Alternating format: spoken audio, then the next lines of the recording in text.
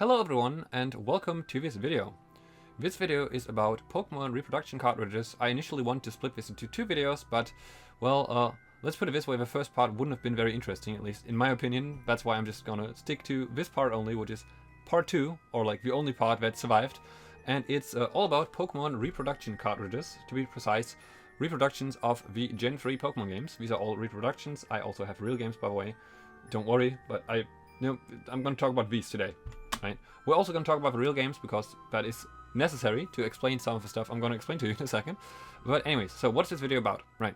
So the title of this video is probably something like how accurate are Pokemon Gen 3 reproduction cartridges, or like how accurate are they, how precise are they, do they work like real games? Because I've seen a whole bunch of videos of people who got Repros like these ones, right? And they put them to the Game Boy and they're like, oh yeah, they turn on, cool. And then they go ahead and they get to a point where they can save, and they test if the game works and stuff. That would have been my part 1 video, by the way. I would have just shown you that these games work. You can take my word my word for it. They do in fact work, and I have some quite extensive knowledge on how games like these work, or like how specifically how these games work. I have quite extensive knowledge on Gen 3 Pokemon games, how they seed, how you can RNG manipulate on those. I do in fact have a video on this channel on the topic of how seeding on these games work. I did quite a bit of research on that topic. I guess I'm gonna link it right here. But yeah, as a disclaimer, that video is quite technical, so don't like get lost in the sauce or whatever. This is, by the way, my programming channel, so this channel in general has quite technical videos on it. So like don't get scared by all the technical stuff that I'm gonna drop in a second and stuff. But yeah, if you enjoy my content, by the way, also feel free to leave me a sub and also turn on notifications and stuff. Hit the bell. You know what to do, I'm sure. You can also support me by leaving a comment, leaving questions in the comments, for example, if you have any questions, or leaving a like, or doing none of the above if you don't feel comfortable doing any of those things. That's totally fine. I don't mind that either. So anyways, as I said, I saw quite a bunch of videos of people who unboxed these games, and they were like, oh yeah, these games are great, they save, they work. Would I recommend them? Yeah, sure.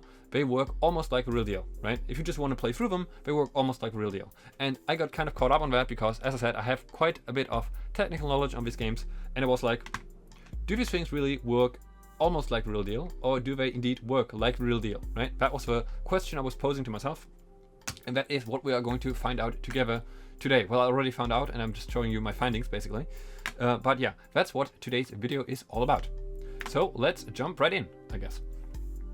Okay, so first things first, because some people tend to ask questions under this, or like there are some typical questions that tend to get asked under these videos, and I'm gonna answer them real quick. Can you trade with a real copy? Like, can you use this Repro copy of Fire Red to trade with a real copy of Leaf Green and or Fire Red? And the answer is yes, you can.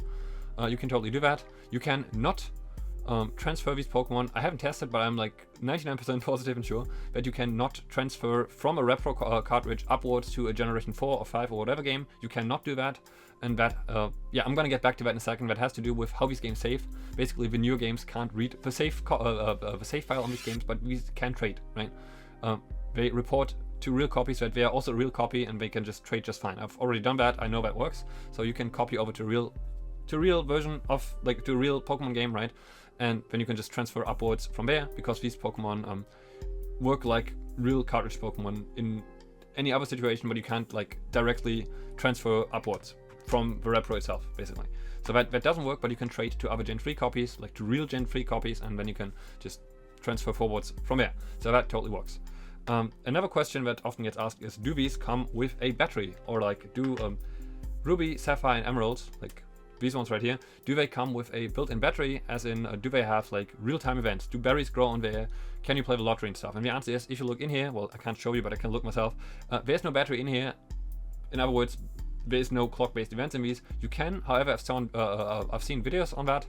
You can, however, solder one in yourself. You gotta open this with a tri-wing screwdriver and take off the cartridge's cover, and then you can solder in a battery yourself if you are inclined to do so. If you want to do that, you can do that on some Repros. Not all Repros are created equal, obviously. These are, you know, third party, so sometimes the boards, the PCBs are a bit different in these, but basically you can solder in a battery in like a lot of these. Not in all, not all are created equal, but in some you can. I don't actually want to do that because RNG manipulation is easier if the battery is dead or non-existent in this case, right? So those are like the commonly asked questions. Now, how am I actually going to prove that these games, or like, how am I going to try to prove that these games work like a real deal, right? For that, I'm going to show to you an emulator of mine, actually. This emulator is running a dumped version of my real copy of Leaf Green, so not of the Repro Leaf Green or Fire Red or whatever, but this is going to be a dump of my real Leaf Green with my real Leaf Green save file. I'm going to show to you how I am going to prove to you that these games do in fact work exactly like the real counterparts, basically, like exactly to a T, basically. Yeah, so see you in a bit. Hello everyone and welcome to my emulator. As you can see, well, as you can't see, but I'm gonna unpause and now you can see. As you can see, this is a ROM dump of my genuine real copy of Leaf Green. It's a German copy, by the way, so everything's gonna be in German, but the important relevant parts you're gonna be able to make out just fine. Also, these are, by the way, also German, so they produce. We'll get to that in a second. Anyways, these are also German repros, so all the games we're talking about here are pretty much the same, but one of them is real and the other one's a repro, right? All the important details you will be able to make out, even though you won't be able to understand German unless you understand German. In that case, you obviously will be able to understand German. Huge surprise right there. Anyways, so how am I going to prove to you that these repro games produce basically down to T the same results that a real game would, right? How am I going to do that? Now for that, I'm going to open my PC right here, and I'm going to explain to you a little bit about how these games work. First of all, like that's what I'm going to explain first, and then I'll explain some more, and then I'll show you some stuff, basically. Alright, so how do these games work, right? So I chose Leaf Green and Fire Red for a very particular reason, or for a very specific reason. You can RNG manipulate, that's how we're going to do things here. That's how I'm going to prove to you that everything works exactly like on real hardware. And you can RNG manipulate on all of these games, right? You can also RNG manipulate on Emerald, on Ruby, and also on Sapphire. But these games are the most precise, like Leaf Green and Fire Red. And what I mean by that is it's very precise as a human to actually hit all the requirements to RNG manipulate. Right, that's hard, but they are also very precise in a computational way, right? So if a small thing works differently in the game at the very start, like that's the most important part, that's where the game seeds, and the seed is always the initial value for a pseudo-random number generator. That's basically what determines which Pokemon you encounter and stuff like that, right? If a game works just a little bit differently, just a small little bit, then the game will result in very different seeds, right? It will produce completely different seeds, different to the real copy of the game, and if it does that, it will also output completely different Pokemon, basically, right? That's also why on emulator, if you play Pokemon on an emulator, you will basically get emulator seeds, which means you get emulator Pokemon, basically, which essentially means the Pokemon you encounter on an emulator are not the same ones you would encounter on a real cartridge and are basically emulator Pokemon, in a way, right? You might have heard that before, maybe not, but it is very much true. Emulators are not accurate to real hardware, and that's why emulators result in emulator seeds, and emulator seeds then again result in emulator Pokemon. So what I tried to figure out basically was, can I hit real seeds on these cartridges, right? And if I can hit real seeds, I can also hit real shinies, because you can manipulate shiny Pokemon, and that's exactly what I'm going to show to you right now on my very real cartridge right here. Like, not kidding, this is actually my real cartridge, even though I just made it sound like my very real card, but yeah, this is like a dump of my real save, my real game. And as you can see, this one's a shiny, this is a shiny Pokemon. They also have funny nicknames, don't whatever, just ignore those. This is a shiny, this is a shiny, this is also a shiny. Basically all Pokemon of this game are shiny, except for one. This is also shiny. Also, this one's also shiny. You're just gonna have to take my word for that. Also, there's like the fun little shiny star up there. Yeah, this Pokemon basically has an almost exactly, like the shiny sprite of this Pokemon is basically the same as the non-shiny version, almost down to a T. This is shiny, so these are all shiny, right? And I RNG manipulate all of these. So these are not cheated. These are just attained by basically hitting the right frame on the right seed, right? This one isn't a shiny. I use this one. I use Sweet Scent on this Pokemon to basically get wild shinies, because you can get wild. You can RNG manipulate wild encounters too, but you can basically really only do it using a Pokemon that knows the move Sweet Scent, and that is how you do that, right? So I just want to show you some shinies on my real game, so you can see that I can do it on my real game. And what I tried to do basically was to RNG manipulate a shiny starter Pokemon at the very beginning of the game on my Repro copy, right? And to do that, you have firstly have to, I'm going to show you something else. So as you can see, I have the trainer ID 51519 up here. That is a visible trainer ID, but every trainer ID also comes with a secret ID, an SID. And the game doesn't show that to you, but you can manipulate that, right? So firstly, I had to successfully basically manipulate the secret ID the same way I would on a real cartridge, right? And then I would have to hit a seed and hit a frame on that seed. That results in a shiny Pokemon for the manipulated secret ID. So basically there's like multiple things that have to fall into place to be able to know your secret ID, like you have to do multiple things correctly, and the game has to cooperate correctly and work like a real game, basically, right? So you can generate or like manipulate your secret ID. You have to know that secret ID or like figure it out, and after figuring out your secret ID, like after you manipulate it and figure out which ones of the ones you could have possibly hit, right? You are able to try to hit a frame where for that secret ID you hit a Pokemon, or like you encounter or generate a Pokemon that is indeed a shiny, right? So what I tried to do was I tried to hit basically a shiny frame for a shiny starter Pokemon, and I failed horribly at the beginning, and I was very confused because the seeds I was hitting, they were not actual like real hardware seeds at all, and I was like, well, I guess they don't work like real hardware after all. So what I had to do was I had to painfully play through the entire game up until you get to this city right here. I forgot what it's called in English. It's Marmoria City in German, I think. There is the in German it's called Spielhalle. In English it's called Game Corner, I think. The Rocket Game Corner right here, and you can get some prize Pokemon right here, and you can use these to easily figure out which seed you're on and which seeds you can hit, or which seeds you do in fact hit. And you can also get a free EV right around here, and you can use that EV to figure out which seeds you hit, right? That's very convenient, but you have to play through like the first third of the game to get here, right? So I had to do that because I can actually not inject a save file onto these. You could theoretically inject a save file onto a real cartridge, but you can't do that on these. So let's talk about that for a quick second, because that's rather important, and I'm going to share that information with you. Okay, so let's talk about how these repro games right here, how they save, and how. First of all, let's talk about how a real copy saves them, right? So GBA games essentially mainly they consist of a lot of stuff. You know, there's the case, there's the PCB, which is like the stuff everything sits on, right? All the logic components sit on, and then there's like traces and stuff. But basically, let's like simplify it all. A GBA game basically has mainly two chips, right? So there's the ROM chip, and the ROM chip is read-only memory. That's what ROM is the abbreviation for. And on the ROM chip, let's just say this is our ROM chip, right? So on the ROM chip, we got our game data. So on the ROM chip, in this case, there would be Pokemon Sapphire on there, right? That's what's on the ROM chip. And let's say this is the other chip, this is the safe chip, right? Just like to visualize things. So this is where our game is stored, and this is our other chip. And on a real Pokemon, I'm gonna actually turn it around because it's quite shiny on this side. On a real Pokemon game, this chip is a flash memory chip, right? And flash memory is a bit more expensive than SRAM, which is why these games don't have a flash memory chip. Spoilers, they don't have one, right? And flash memory, I think there's 1 megabyte of flash memory on real games. And how that works is, when you save your game, it goes into the flash memory, it saves it there, you shut off a game, and the flash memory remembers that's your save file, right? It remembers that. Now, some other GBA games, like I think Metroid Fusion, for example, does that too, I think. And also the older Pokemon games, they don't have flash memory, but instead they have an SRAM. Now, the advantage of SRAM over flash memory is it saves quicker, but an SRAM chip needs a battery to hold the save, right? The flash memory is a memory that can hold the save on its own, right? You power the game off, shut it off, and there's no more power, and it just remembers, right? But that's how flash memory works. But an SRAM memory chip, which is also what's in these, by the way, needs a battery to hold retain your save data, right? So what that means is, if a battery runs dry, that's why old Pokemon games can lose your save data. If the battery in these games run dry, basically your save gets wiped, right? Because without power from the battery, the SRAM chip can't remember your save file, right?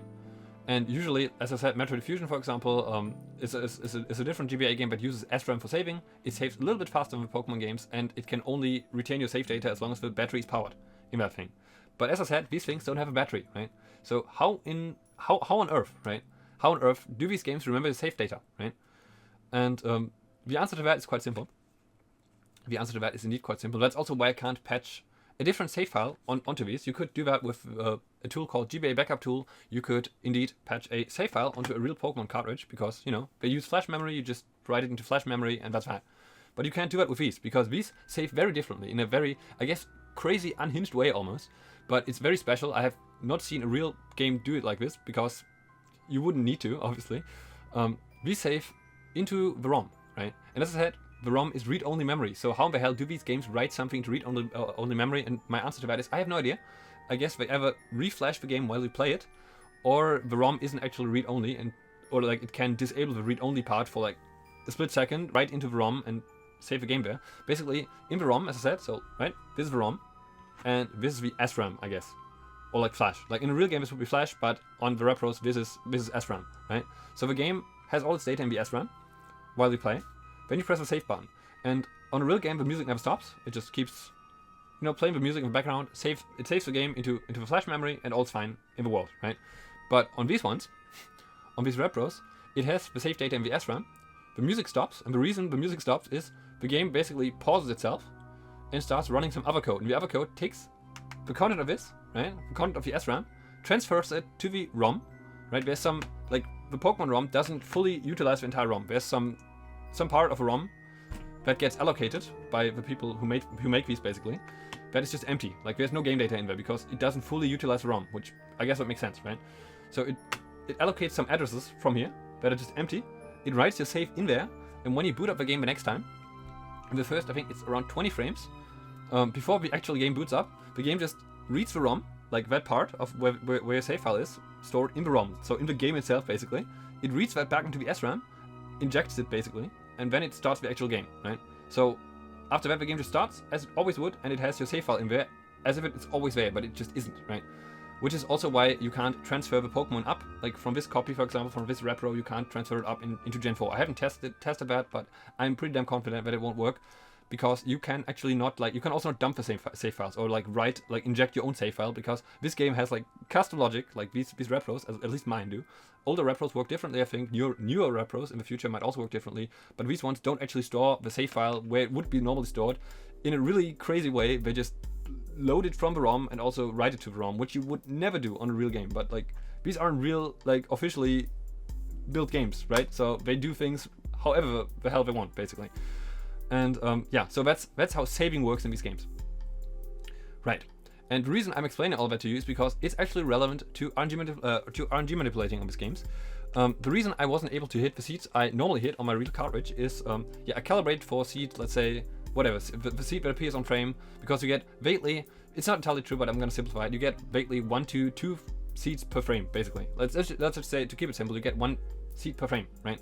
So when I press A on the title, basically you see it on the title screen of a game, when I press A on frame, let's say 1000, I get the seed that appears on frame 1000 of a real copy. On these games, you don't. You get the seed that appears on frame 980. And the reason is, or like vaguely, right? It's not exactly 20 frames. I think it's like 26 or 21, or it's some odd number, whatever. But basically, yeah, you get real cartridge seeds on these, but you get them like shifted by like 20 frames earlier. And the reason for that is it takes around 20 frames to inject the save file back into the SRAM chip, right? That's why there's this weird delay in there. But you get real hardware seeds, basically. I was really amazed and surprised. I was fully expecting to get gibberish seeds, basically, that aren't close to the real seeds at all, but they are exactly the same seeds I would get on my real copy of Leaf Green. That's what I got on this one, which is the Repro one, right? I got the same seeds, but like shifted by 20 frames. So you just gotta, you gotta account for that. You gotta basically do everything like 20 frames delayed. You gotta increase your timing delays on pressing A and stuff for manipulating. But other than that, yeah, they work like real cartridges, basically. Cartridges, basically. That was, for me, that was already enough proof. But I know that you guys probably want visual proof. So of course, I went ahead, and after painfully playing through, well, it's not painful, I mean, it's just playing Pokemon, right? But it is painful because I knew what comes after that, right? So after painfully playing through the first third of a game, I had to, and that's actually the painful part, I had to fully reset my game. Well, but like, I had to wipe my save and start a new game. I had to do the whole SID setup thing. As I said, you need to like manipulate your SID, so I did that. And that worked like a charm. Well, I didn't know at the time, but I was pretty damn confident that it's gonna work just like on real hardware. I used the same delay I used on my real cartridge of Leaf Green, I think, or like almost, whatever. But yeah, that delay would also work on the real copy, basically, right? That's what I used on the Repro. And then I started trying to go for a specific seed and a specific frame that is shiny for the SID that I hoped I would have. I had to try like 3 or 4. You also have to do that on real copy, though. You never like frame perfectly hit the SID you actually want, or like, it's within human error to press like a frame early or a frame late. We humans aren't machines. We aren't perfect like that, right? So you would have also needed, like, I also need to do that on my real copy. That's totally normal, right? And after some trying, I indeed managed to hit my shiny frame. By the way, the shiny that result out of that is complete trash. I'm going to show it to you in a second. Like, it's not trash. It's a shiny, right? Shiny is shiny, but it has horrible IVs. I could have gone for like a shiny 300 or 400 frames later or something, like RNG advancements later, the problem would have been I would have had to wait like 10 seconds longer, and I was like, yeah, whatever, dude. I just want a shiny. I didn't even know if it's my secret ID, so I figured I'm not gonna go for a good shiny. I'm just gonna go for any shiny just to prove that this is indeed my secret ID, and yeah, it worked. So in other words, these games work exactly like their real counterparts, basically. And I'm going to show and prove that to you in a second. I unfortunately can't show it to you on emulator because, as I said, the emulator doesn't quite understand how these games load their save file. Only these cartridges, like I dumped the ROMs. Oh yeah, by the way, I also I dumped the ROM before. I would also suggest to you to do that yourself. If you get these, go ahead and get the GBA backup tool. You can Google for that. I'm sure you will find it. You can use that to backup saves and most importantly to backup ROMs. Just backup the ROMs of all of these games. It will take quite a while. It took like an hour per game actually, I think.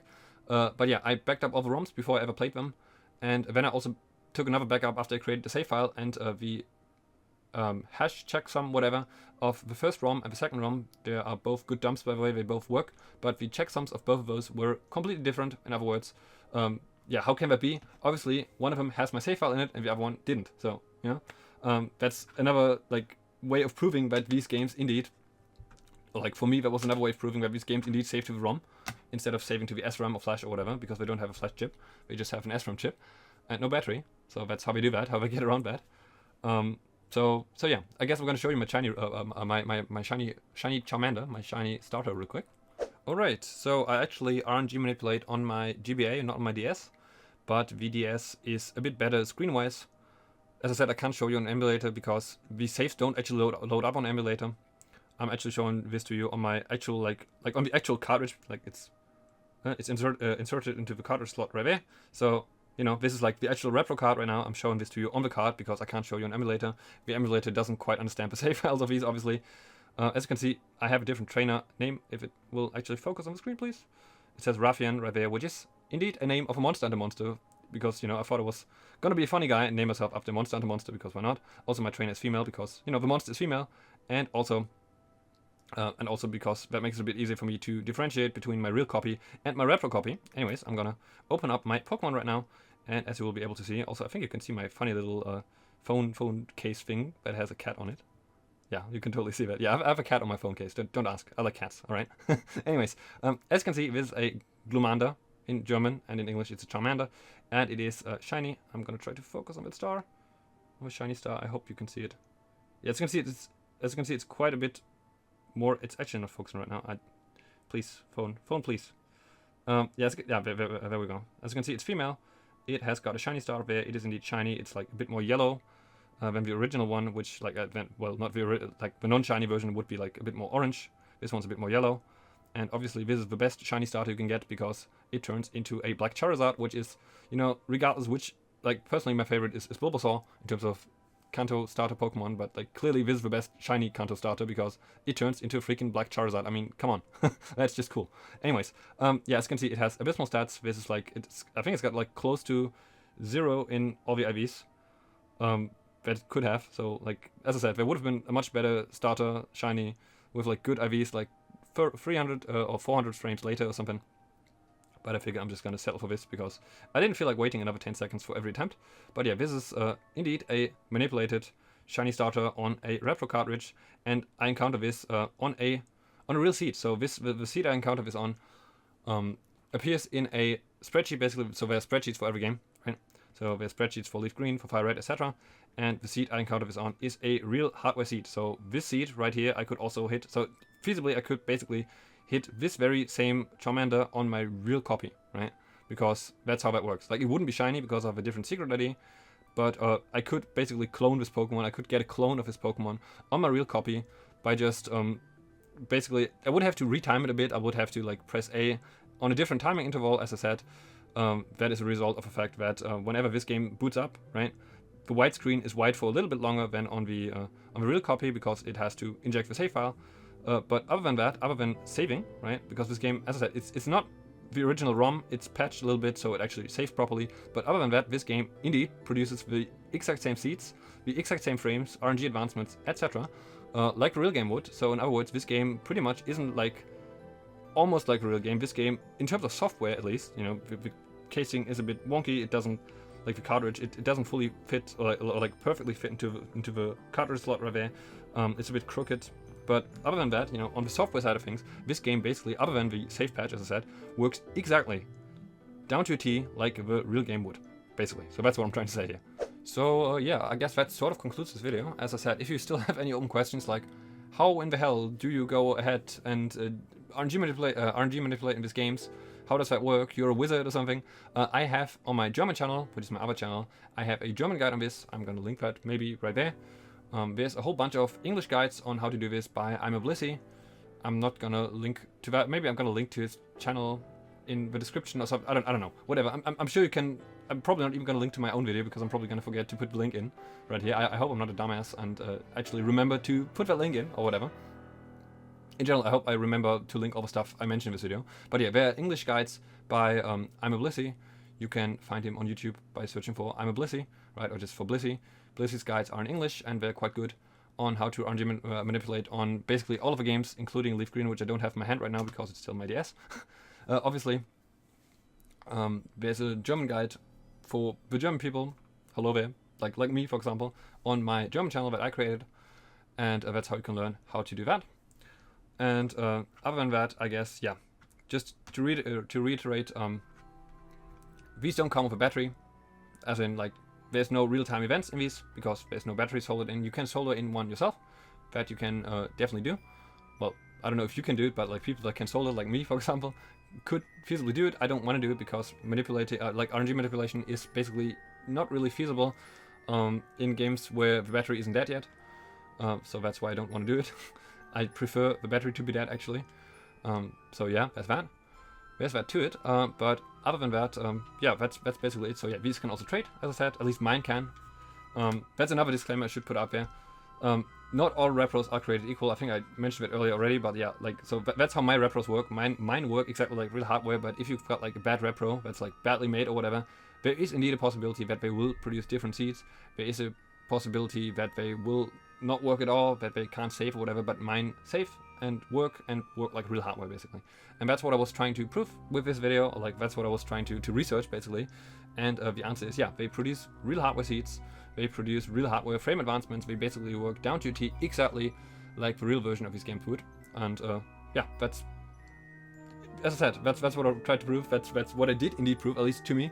If this isn't enough proof to you, feel free to point out something I should try or show you or whatever, and I guess I can create a follow-up video or something. Also, feel free to pop any remaining questions into the comments. As I said, this video is probably quite technical, but it's pretty much impossible to like not go about proving this in a non-technical way, right? Like, if you want to technically prove that these cartridges work on a technical level exactly down to a T like the real software would, right? You have to get technical, obviously. But yeah, that's that on top of that. I guess I'm done for this video now. And yeah, if you want to support me, if you like my content, feel free to leave me a sub, or a like, or comment, or none of the above if you don't feel like doing that, I guess. As I said, no pressure, you don't need to do any of that, obviously. But it would obviously help me out massively. This channel is still rather small. At the time of like recording and uploading this video, it's got like 30 subs maybe or something. Not a whole lot, but yeah, I hope I can grow it in the near future. Feel free to check out my other videos on this channel. They're mostly on Minecraft modding so far, but I am soon going to probably upload some other videos on other topics, including a devlog on a game I'm probably like I've started to create recently, and then I went on a holiday and stopped working on that because I was on a holiday, but now I'm back and I'm probably gonna get back to work on that, and I'm going to start uploading devlogs on that probably soon, so feel free to check those out too if they're already online. If they aren't, then obviously you can't check them out yet, but they're coming soon, hopefully, if I don't forget or whatever. But yeah, that's that on top of that. I guess I'm done with this video. I wish you the best of days. Do something fun, something productive with the rest of your day. Have fun, relax, I don't know, you know, just have a jolly great old time. And I guess I hopefully will see you in my next video. Till then, bye!